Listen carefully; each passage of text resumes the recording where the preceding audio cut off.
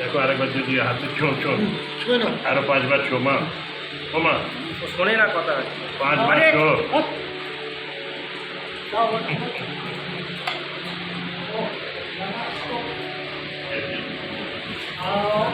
ওঠো তুমি উঠে দাঁড়াও।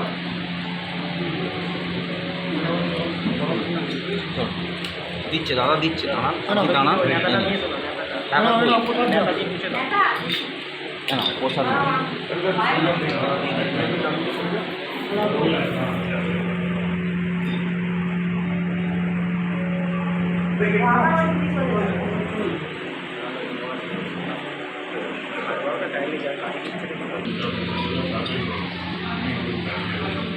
হ্যাঁ অনেক লোক হয়ে গেছে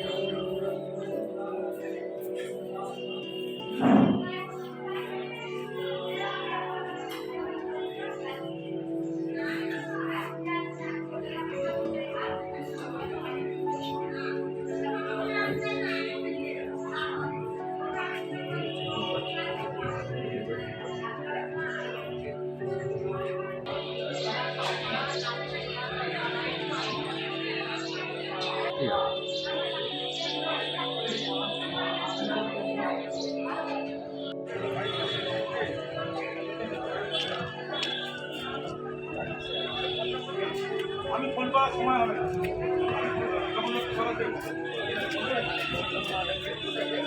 আচ্ছা কালী মন্দির আছে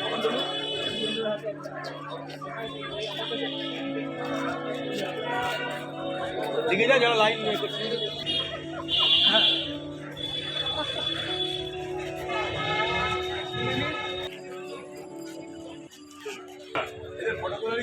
আমাদের কাছে এটা মারা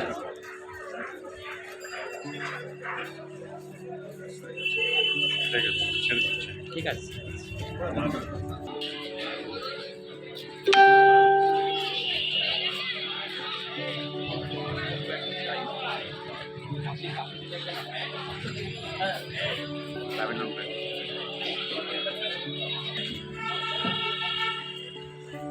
যাবেন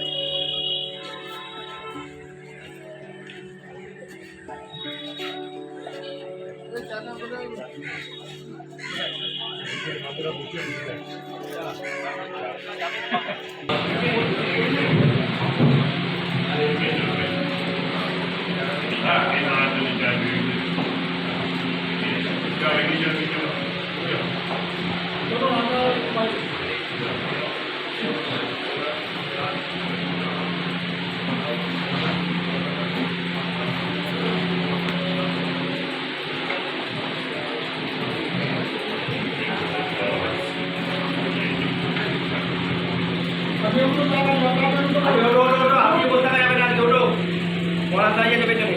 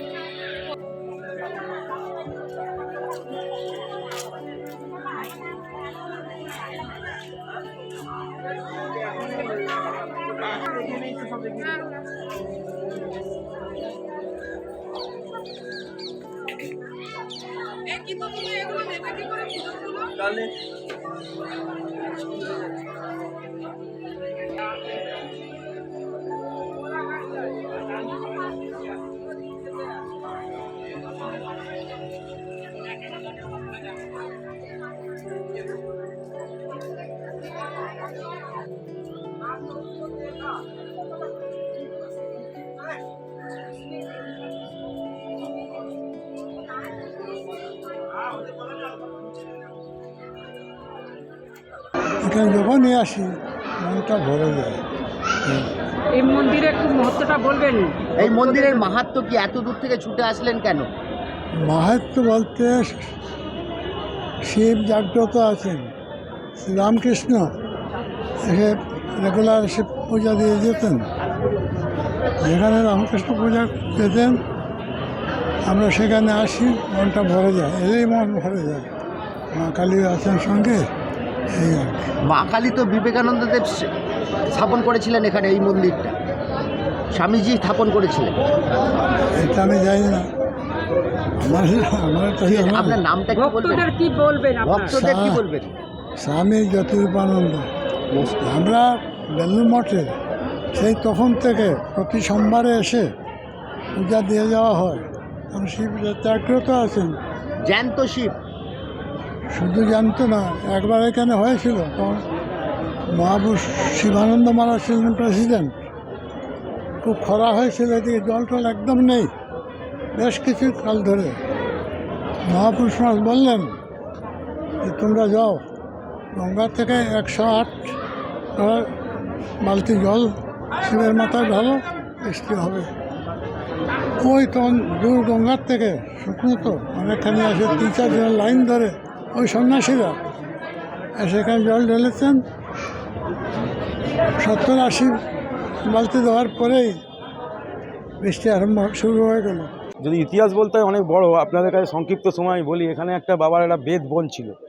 বেদ বনে একটা গোয়ালা থাকতো তার গরুকে নিয়ে। তো গোয়ালা দেখতো তার সেরা গরুটা প্রায় মাস 6 হলো দুধ দেওয়া বন্ধ করে দিয়েছে। তো গোয়ালা দেখলো, একদিন রাত্রিবেলা জেগে থাকি, তো দেখি বেদ বনের পাশে ছোটো ঘর থেকে দেখছে গোয়ালা রাত জেগে যে গরুটা হঠাৎ নিজে থেকেই গরুর গলার চেন খুলে যায় এবং জঙ্গলের মধ্যে ঢুকে একটা কালো মতন উঁচু কি রয়েছে তার মাথায় গিয়ে দাঁড়ায় এবং তার গরুর মাঠ থেকে অটোমেটিক দুধ বেরিয়ে যেতে থাকে। তো ওর সন্দেহ হয়, গিয়ে দেখে একটা কালো মতো বিশাল একটা কি শিবলিঙ্গ দাঁড়িয়ে আছে। উনি তখন এখানে একজন দুর্বৃত্ত সাধু এখানে সেই সময় থাকতো, ওনাকে খবর দেয়। উনি এসে দেখেন এরম আছে, বাবার মাথায় 3টে চোখ 3টে মণি ছিল। এখনও বাবার মাথায় হাত দিলে দেখা যাবে 3টে চোখ। উনি একটা ত্রিশূল দিয়ে সেই মণি তুলে খুঁচিয়ে তুলতে যায়। তখন বাবা নিচে নেমে যাচ্ছিলেন। এখানকার যিনি রাজা, সমানি রাজা, তাকে বাবা স্বপ্ন দেয় যে আমি এখানে ছিলাম, তো আমি এখান থেকে চলে যাচ্ছি, আমার উপর অত্যাচার চলে যাচ্ছে। সমানি রাজা ঘুমন্ত অবস্থায় ভোরবেলা এসে দেখেন, এসে বাবাকে জড়িয়ে ধরেন। ওই যেটুকু জড়িয়ে ধরেছেন বাবা ওইটুকুই আছেন।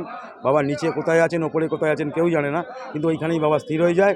এবং সেই সাধু বাবা রাস্তায় মুখ দিয়ে, মন্দিরের পাশের রাস্তায় মুখ দিয়ে রক্ত উঠে পড়েছিলেন এবং সেই মণির কিন্তু আর কোনো হদিস হয়নি।